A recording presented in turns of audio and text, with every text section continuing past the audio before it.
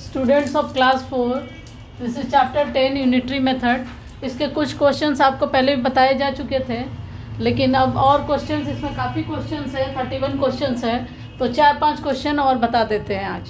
तो इसमें unitary method आपने पढ़ा था, मैंने समझाया था कि यूनिटरी मेथड में यूनिट आइटम या वन आइटम का पहले रेट निकालना पड़ता है, उसका प्राइस निकालना पड़ता है, उसके बाद में हम उससे ज़्यादा का निकालेंगे। यानी एक की कीमत जब निकालते हैं और एक की कीमत पता रहे तो ज़्यादा की कीमत निकालते हैं। इस तरह से यूनिटरी मेथड को सॉल्व किया जाता है।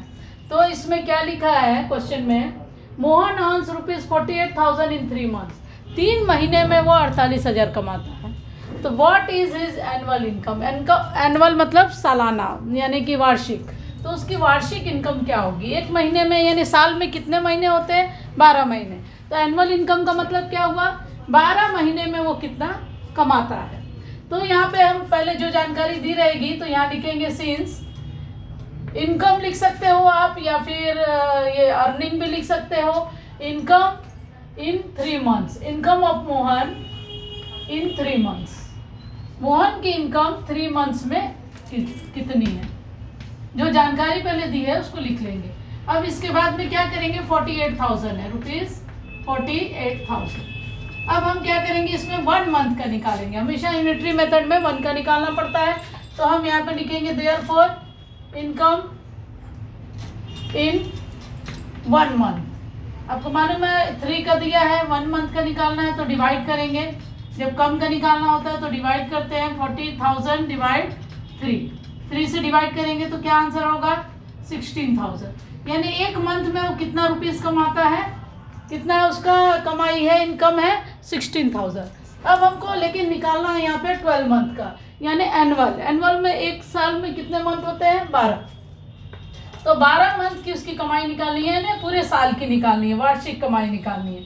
तो इनकम इन 12 मंथ्स, हम डायरेक्ट यहाँ पे 12 लिख देंगे।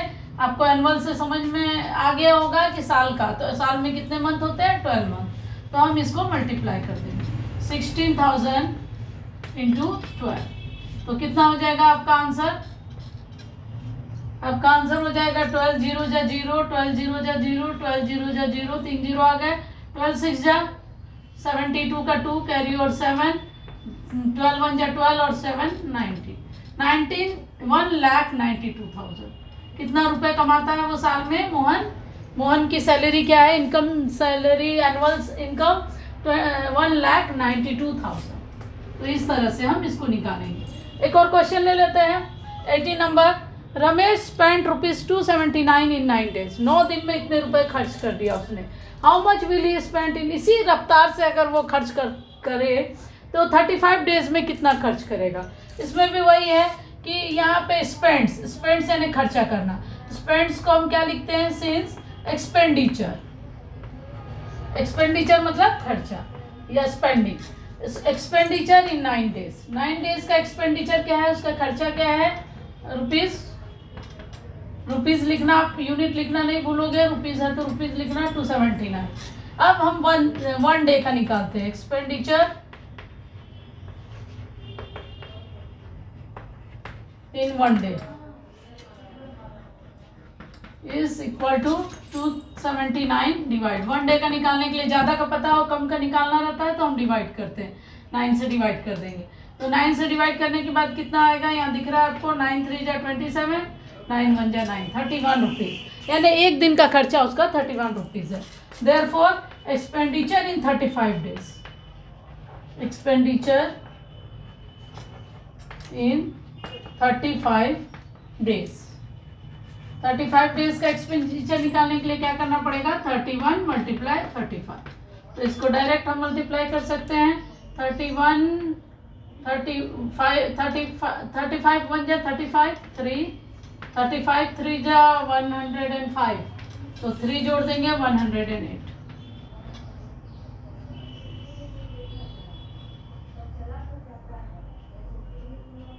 Sorry, 1 minute.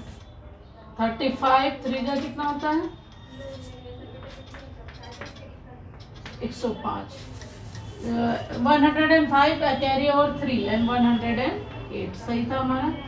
इस तरह से बिना मल्टीप्लाई को 2 बार आप लोग ट्राई करोगे कि सही है ना, उसके बाद ही आप यहाँ पे आंसर लिखोगे। नहीं तो एक बार आप एक बार करके लिख देते हो और मिस्टेक हो जाता है, तो आप क्या करोगे, 2 बार इसको मल्टीप्लाई कर लोगे, नहीं तो पूरा क्वेश्चन आपका गलत हो जाएगा। तो इसके बाद और 2 क्वेश्चन ले लेते हैं। इसके बाद है क्वेश्चन आपका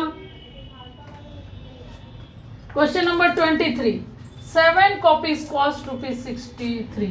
तो ये कॉस्ट वाला तो और इजी होता है, आपको लिखने में भी दिक्कत नहीं होना चाहिए। कॉस्ट ऑफ, कॉस्ट से शुरू करेंगे, सिंस कॉस्ट ऑफ, यहाँ क्वेश्चन हम नहीं लिख रहे हैं, डायरेक्ट सॉल्यूशन। कॉस्ट ऑफ कितना दिया है, 7 कॉपीज। 7 कॉपीज का कॉस्ट कितना दिया है, ₹63। तो हम कितने का निकालेंगे, कॉस्ट ऑफ 1 कॉपी, यहाँ कॉपीज नहीं होगा, 1 है तो कॉपी होगा, कॉपी इक्वल्स टू डिवाइड कर देंगे 63 डिवाइड 1, सॉरी 7, 7 9 जा 63, तो 9 रुपीज़ 9। एक कॉपी का रेट कितना हुआ, 9 रुपीज़। तो हमको कितने कॉपी का रेट निकालना है, cost of 327 copies equals to 327 into ₹9। तो 9 से इसको मल्टीप्लाई कर सकते हैं हम, 9 7 जा 63 का 3 कैरी ओवर 6, 9 2 जा 18, 18 और 6 24 कैरी ओवर 2, 9 3 जा 27 और 2 29। फिर से एक बार कैलकुलेशन कर लेंगे इसको, 9 7 जा 63, 3 कैरी ओवर 6, 9 2 जा 18, 18 और 6 24, 24 का 2, 9 3 जा 27 एंड 2 29, 2943। इस तरह से हम इसको 3 स्टेप में बनाते हैं। अब एक और क्वेश्चन ले लेते हैं, मिनट वाला ले लेते हैं, 26 नंबर। There are 360 minutes in 6 hours.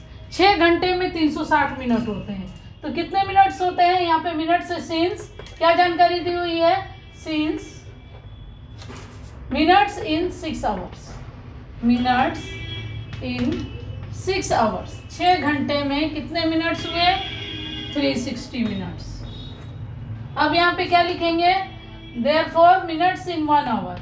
1 hour का तो सबको मालूम होता है कि कितना होता है, 1 आवर, तो इसको तो लिखने की जरूरत भी नहीं है, वैसे मालूम है सबको, लेकिन यहाँ पे 360 डिवाइड 6 यानी 60 मिनट, ये तो मालूम होता है। अब हमको 1 मिनट का मालूम है तो हम डायरेक्ट भी कर सकते थे। अब यहाँ पे लिखना है 62 आवर में, मिनट्स इन 62 आवर्स। 62 आवर्स में कितना होगा, 62 इंटू 60, तो यहाँ पे हो जाएगा 0, 6 2 जा 12 का 2 कैरी 6 2 जा 12 का 2 कैरी और 1, 6 6 जा 36 और 1 36, 3720 रुपीज़। सॉरी रुपीज़ नहीं है, ये मिनट्स है। इस तरह से हम क्वेश्चन को बनाएंगे। और एक लास्ट में क्वेश्चन कर लेते हैं, लास्ट वाला 31। ये हो गए आपके 4 क्वेश्चन। एक और क्वेश्चन बना लेते हैं 31 वाला, या फिर पेट्रोल वाला हम करा देते हैं, उसको लास्ट वाला कर लेते हैं। फी कलेक्शन फ्रॉम 60 स्टूडेंट। तो यहाँ पे इसी तरह से इसी लैंग्वेज में लिखेंगे हम, द फी कलेक्शन